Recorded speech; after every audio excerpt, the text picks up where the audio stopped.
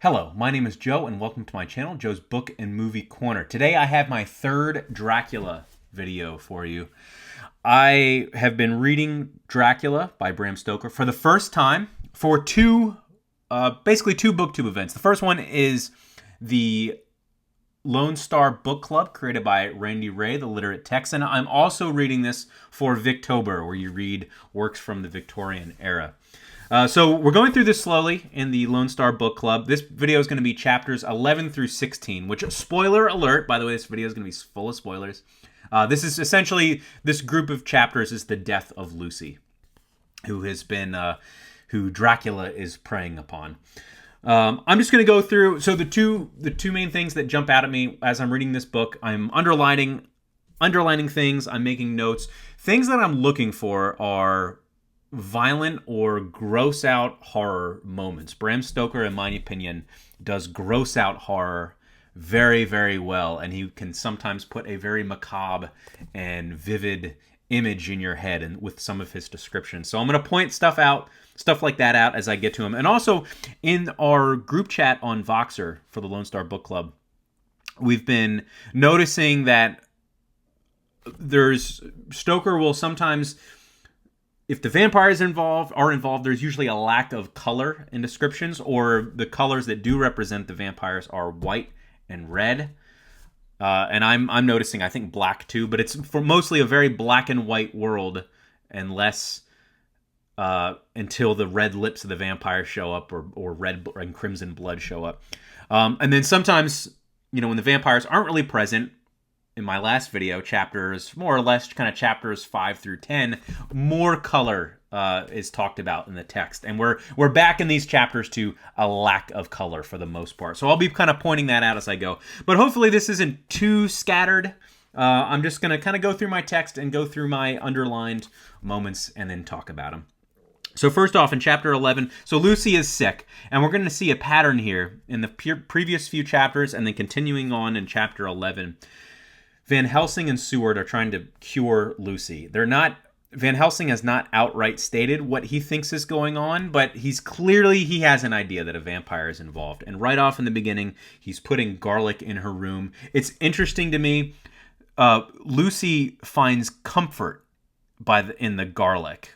Once she accepts that, all right, this smelly garlic is around me, it actually does give her peace in its smell.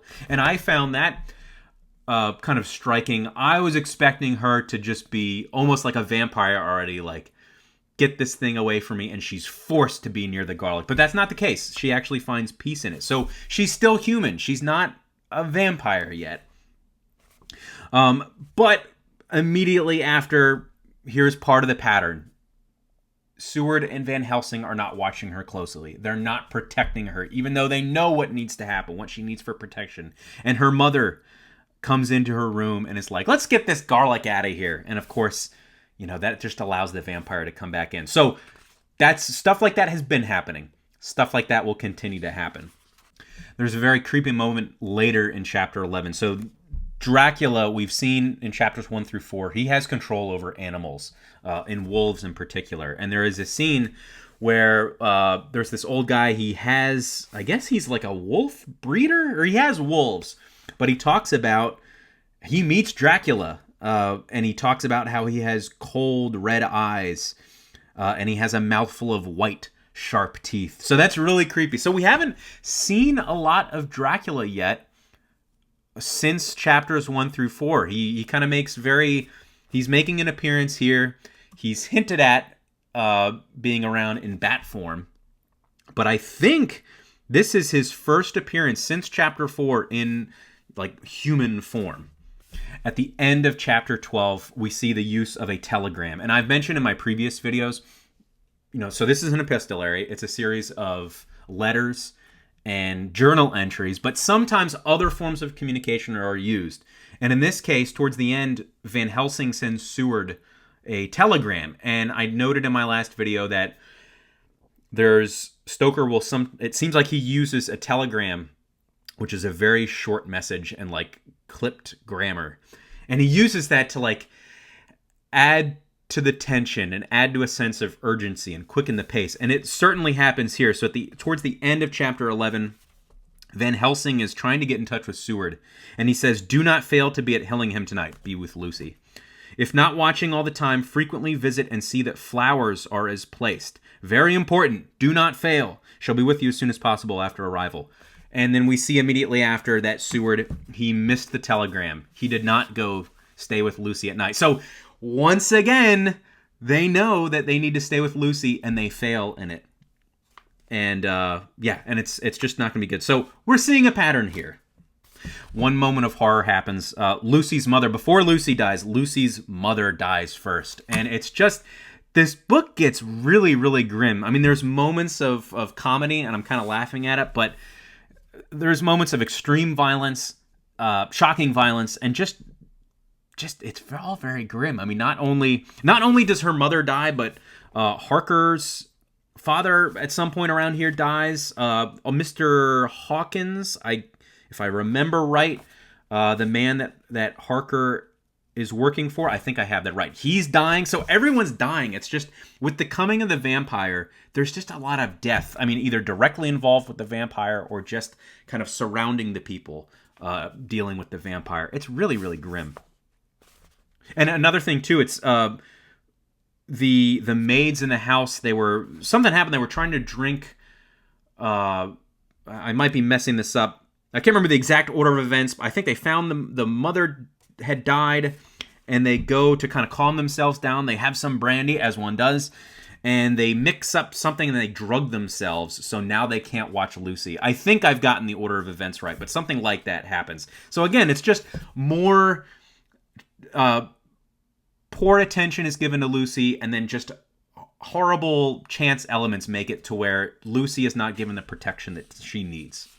In fact, this is even called out, if I'm not mistaken, I think this is Seward's entry. He says, "There has been a series of little circumstances which have thrown out all of our calculations as to Lucy being properly watched." So finally, he's calling it out. You know, it's about time someone said it. So we mentioned death surrounding these characters, and Dr. Seward says, he alludes to hearing the flapping wings of the angel of death. Now he's speaking, it looks like he's speaking metaphorically here, but it's interesting, of course. Dracula takes the form of a vampire. Lucy literally hears flapping wings, the vampire. So kind of an angel of death himself. All right, so at this point, Lucy, she's not quite dying yet, but she's kind of on the verge of death. But really, it's not death. It's being undead. She's on the verge of being a vampire. So she's kind of fading in and out of this vampiric state. And we're going to see in a moment here, she acts a lot like the brides of Dracula, or the weird women in chapters 1 through 4. And we've had repeatedly in the book, there's been mention of the fangs of a vampire. So right here, Seward mentions...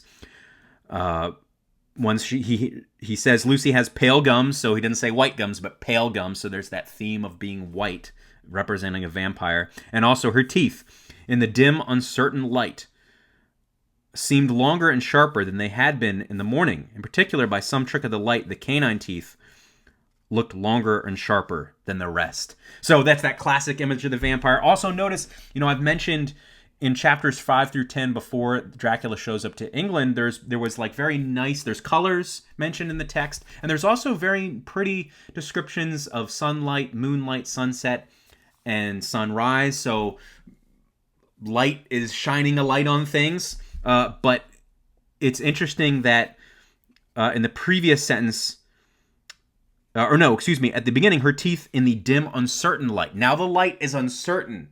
It's dim. So that's interesting to me. Of course, later on he says, in the full moonlight, I could see the noise was made by a great bat, which we wheeled around. So we have this contrast of dim light and moonlight and full light. We're going to get to another moment like this where just light plays a part in the story. And the great bat, of course, is Dracula in bat form. Later on in the chapter, again, this is as Lucy is going, she's becoming more vampiric. Let's see, Arthur is now trying to say goodbye to Lucy, his fiance. And then she says, or Seward says, In a sort of sleep-waking, vague, unconscious way, she opened her eyes, which were now dull and hard at once, and said in a soft, voluptuous voice, such as I had never heard from her lips, "Arthur, oh my love, I am so glad you have come. Kiss me." And then after that, Arthur goes down to kiss her, but Van Helsing's like, "No, get away from her. This is vampire mode has turned on." And that's kind of a shocking moment. He's like literally pushes Arthur away.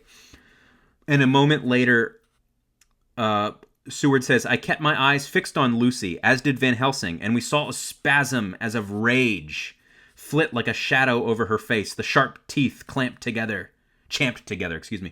Then her eyes closed, and she breathed heavily. And then after that, pretty shortly after that, she dies. And she's dead now. But she's not dead. As we're going to find out later, she is undead. She is a vampire.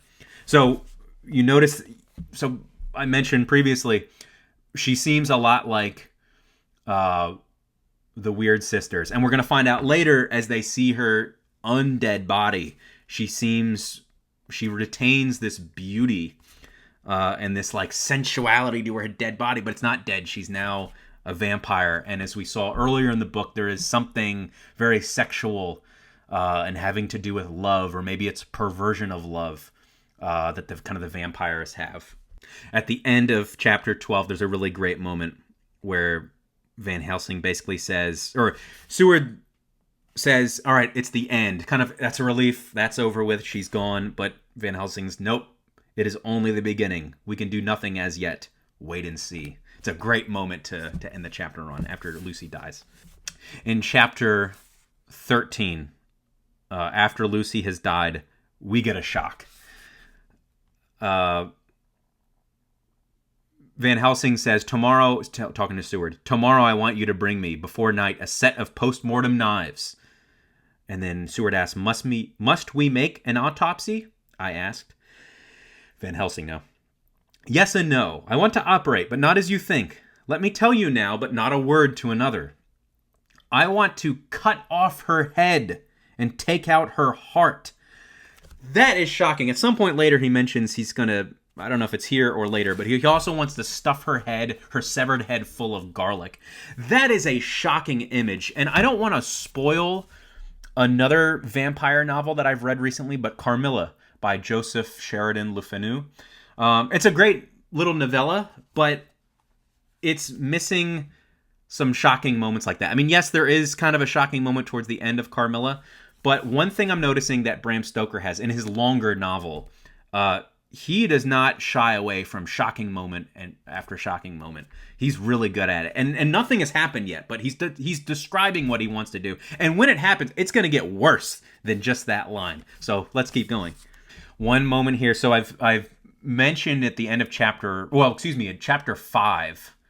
Well, at the end of chapter 4, Jonathan Harker, he's on the run, he's writing quickly, and it's a great moment, but it made me think, how is he writing this so quickly? Immediately in chapter 5, when we switch to Mina's perspective, she says that we can write in shorthand, Jonathan Harker and I. So it explains, this is how they're writing so much.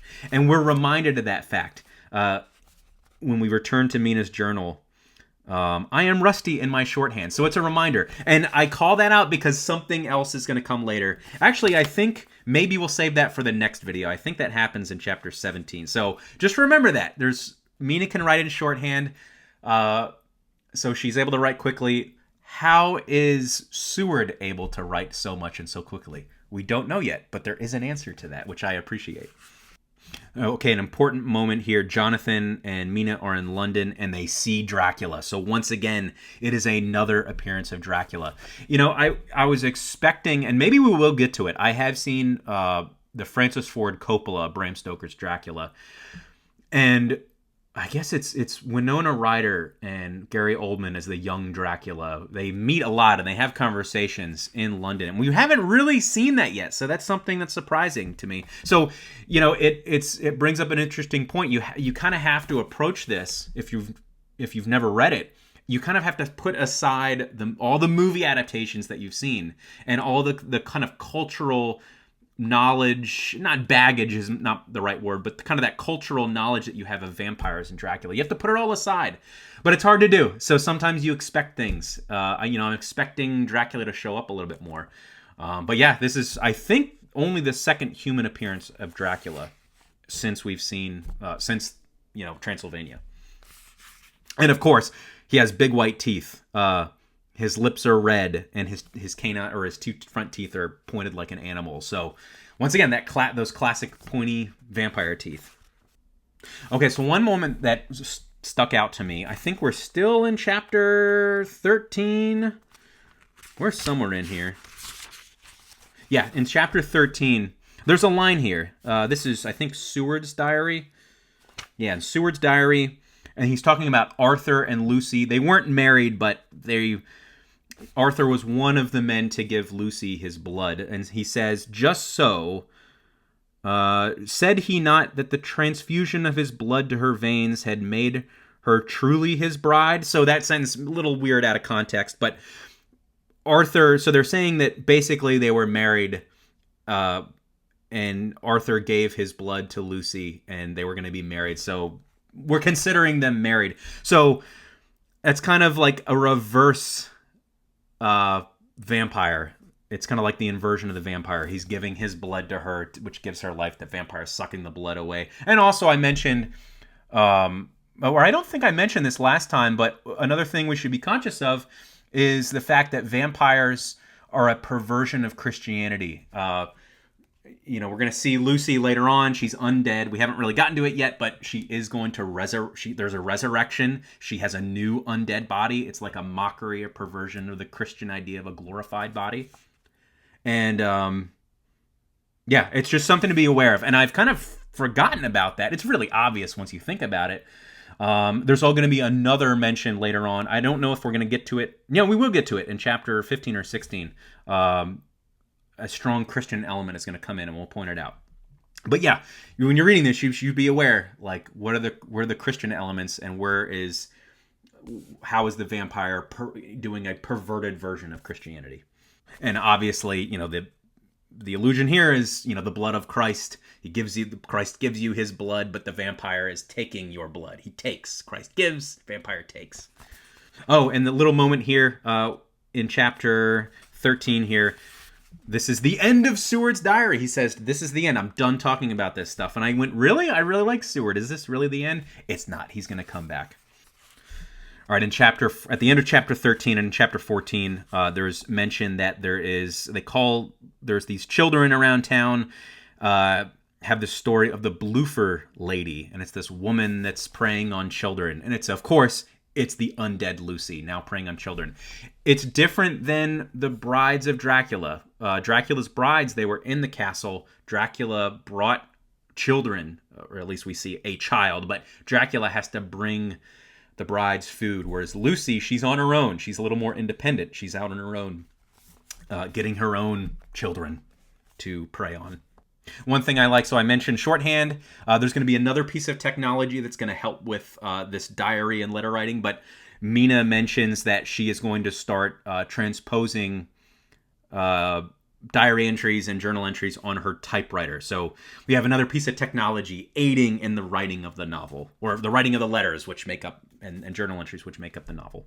I think I mentioned in my first video or second video, I didn't think we were going to see a Van Helsing perspective, but we do. We at least get some small letters. I mean, earlier we did get a telegram from Van Helsing, but now we get a letter from Van Helsing to Mina, and he's going to try to get together. So the meeting of Mina and Van Helsing is going to give more information to Van Helsing, because now he's going to get access to Harker's story, which as of yet, only Mina knows about what Harker went through. So once they meet, he will find out about Transylvania, and I think it's going to confirm that this is what's going on. Dracula's a vampire. Dr. Seward, at some point, so we get more of Jonathan Harker's journal. Jonathan Harker's coming back as a writer, and then Seward does come back, and this is in chapter 14. Chapter 14, by the way, and it might bore some people. It's a lot of exposition going back and forth, putting pieces together, Van Helsing figuring things out. I thought it was fine. It didn't bore me. Okay, so at the end of chapter 14, we get like this stinger moment here. Van Helsing and Seward are talking about the children, and the children have the the vampire wounds on their neck. Seward he doesn't know yet that it's a vampire. It's an undead creature feeding on them. And it's revealed that it's not Dracula that's doing it, but Van Helsing says, no, they were made by Lucy. She's the one doing this. So it's explicitly stated now, Lucy is an undead creature. She's a vampire preying on children. And that's how chapter 14 ends. Okay, in chapter 15, there's a lot of just laying everything out. Van Helsing explicitly says now Lucy was bitten by a vampire when she was in a trance, sleepwalking. So I haven't quite... There's an allusion here to her being... her suffering from... She sleepwalks. And she was bitten when she was in a trance, and that kind of makes her somehow different. I don't quite understand it. In a trance she died, and in a trance she is undead too. So does that make her slightly different than Dracula's brides? I mean, she is different because she doesn't wait for Dracula to feed her. She goes out on her own. So I didn't quite get the paragraph that I'm pulling this from, but there is reference to she's bitten by a vampire, but she's bitten when she was in a trance, and that's making her different somehow. But I don't fully understand what Van Helsing is saying here. Once again, Van Helsing in chapter 15 is saying what we're going to do is, and by the way, they're visiting her grave. Another Christian, like anti-Christian moment is her tomb is now empty. She's out walking about. She's living with this undead body, and she's been resurrected. And we get a really awful moment. Again, he says, I shall cut off her head and fill her mouth with garlic, and I shall drive a stake through her body. Once again, we're going to do something really violent to Lucy's undead body. So that's the second time we've mentioned what he's going to do. And it's coming. The moment's coming. Don't worry. Oh, and it's important. Many, many times. So the Bloofer lady is a white figure. There's that color again, white, a symbol, a color that symbolizes the vampires. Dr. Seward, even though he's seeing evidence of Lucy's body being gone, he still doubts it, and he thinks, is it possible that Van Helsing is losing his mind? So I thought that was interesting. He's not quite fully in yet. Okay, so in chapter 15, Arthur is now involved, and at one point, Van Helsing, pretty much almost out of nowhere, bluntly asks Arthur, may I cut off the head of dead Miss Lucy? And Arthur is just shocked. He's like, no! So Van Helsing can get pretty blunt. All right, now I am choosing to end this discussion on chapter 16 because chapter 16 is the true death of Lucy. When they go after her, they're going to her tomb. There's evidence that she leaves. She comes back. She's now undead. She can leave her tomb at night. When they see her, her undead body is very beautiful and attractive. It doesn't look like a corpse. We're reminded of, she's very similar to the brides of Dracula that we saw in Transylvania. Okay, so one moment. If you're not religious, this might not stand out to you as shocking, but if you are religious, and I would say either Catholic or a denomination of Christianity that's closer to Catholicism, this may shock you. But Van Helsing, when they're at the crypt, he takes a little wafer, and he breaks it up and he puts it like in this paste, and he kind of makes a border around the door, and they ask, well, what is that? And it's the host. It's the Eucharist. So if you're religious, that's shocking that he's doing that. That's something you do not mess around with the Eucharist, but he's breaking it up and he's using it as a barrier. So as we're going to see later, Lucy the vampire is not going to be able to cross it because it's the host. It's the body of Christ. So here's that, a juxtaposition. We're using the host, the body of Christ, to fight, just to fight against the vampires who are in a way, perversions of Christianity. Okay, so now the vampire has come back, and we're going to mention the host here. Let's see, he's got her, if I'm reading this right, he's got her stuck. So Van Helsing is holding her back with a crucifix, and then she's at the door of the crypt. I think that's right. And she's stuck because, remember, the host has been broken up, and there's a boulder around the door, so she can't go through the door because the body of Christ is there. And then she's being held back by the crucifix, which shows Christ. And here we go. When within a foot or two of the door, however, she stopped as if arrested by some irresistible force. The host. Then she turned, and her face was shown in the clear burst of moonlight. And by the lamp we have light now illuminating her, which had now no quiver from Van Helsing's iron nerves. Never did I see such baffled malice on a face, and never, I trust, shall such ever be seen again by mortal eyes. The beautiful color became livid, the eyes seemed to throw out sparks of hellfire, and the brows were wrinkled as though the folds of the flesh were the coils of Medusa's snakes, etc. This goes on. But the reason I'm calling that is because actually I kind of skipped over earlier. She's advancing. She's going to Arthur. She's saying, "Come to me, Arthur." And Arthur is like kind of hypnotized by her. And she's using this voluptuous, she has this voluptuous grace about her. And she's like hypnotizing and almost seducing Arthur. But when she's stuck between the crucifix and the host, her face is lit by moonlight. Once again, we have a light illuminating something and lamplight. And the moonlight and lamplight reveals her true nature. Now she then seems she's no longer voluptuous and tempting, but she's now a monster. So once again, light illuminating her true nature. There's a section here in chapter 16 before the deed is done when they dispatch with Lucy. There's a big long section where Van Helsing basically just lays it all out. Like, this is what a vampire is. They're called Nosferatu. So yeah, chapter 16, if you just kind of search through there, eventually you'll see just his big explanation on what a vampire is. And then towards the end of chapter 16, we reach the big climax and the end of Lucy's story. It's really graphic. They get Arthur. Arthur's the one that does it. He takes the stake, jams it into her body. It's really violent, but it's a nice moment for them, even though it's this violent, awful moment.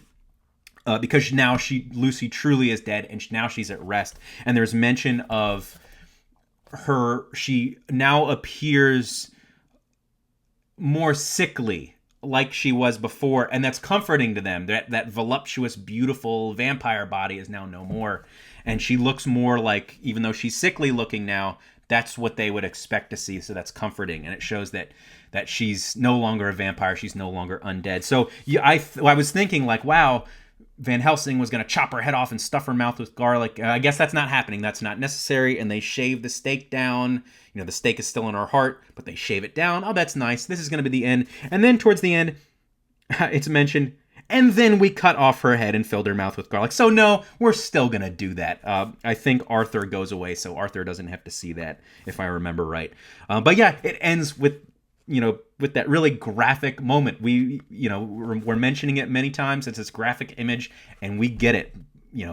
Bram Stoker sets up a violent thing with that really puts an image in your head, and he delivers on it. He's really, really good at setting up these really awful, horrible moments, which really put a strong image in your mind. But that's it. That's the end of chapter 16. So hopefully I've gone on for a long time here. So I know this was probably rambly. And like I said, I hope you're either reading along, or if at some point you're going to read Dracula, feel free to come back to these videos and watch them when you get to it at some point. But I'm really enjoying my read through of Dracula. But that is all for now. Thank you.